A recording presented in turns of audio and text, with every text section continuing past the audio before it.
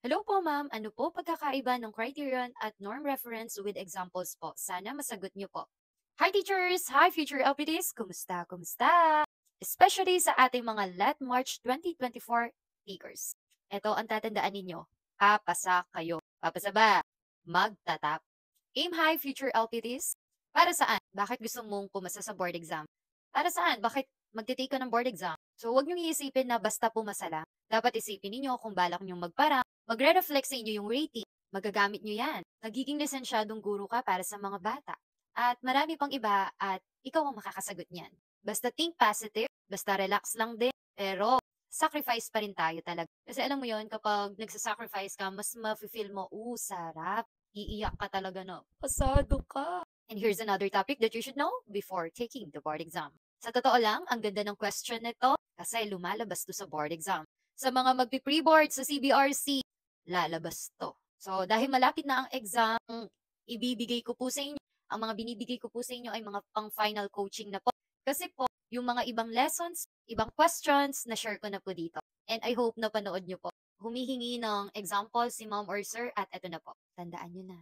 Okay, in this type of assessment, okay, eto kasing mga lesson na ito sa assessment po natin pinag-aaralan. The score of the student of the test is related to other students. Sa pagbabasa po ng question, hanapin nyo na po yung keywords related to other students. So ano ba itong criterion, reference, norm reference, formative, and diagnostic?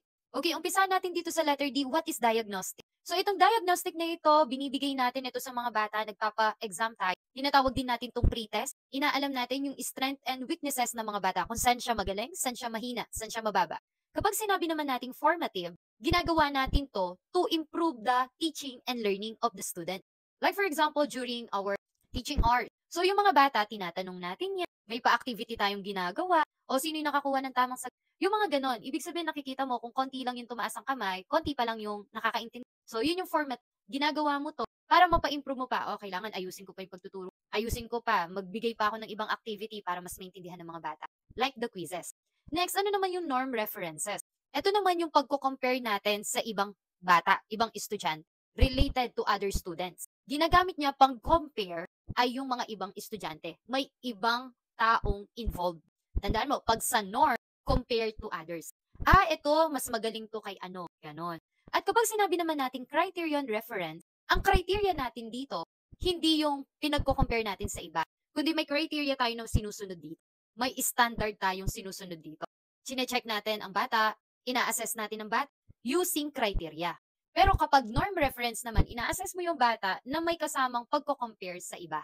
Sa dami-dami ng explanation ko, let's say, saglit lang, dapat tinandaan mo lang doon yung keyword. Tama po ba? Sabi ko sa inyo, pagdating sa Prof. Ed, keywords lang. Ang keywords natin dito sa question is related to other student. So what is the answer? So the answer is letter B, norm references or norm reference.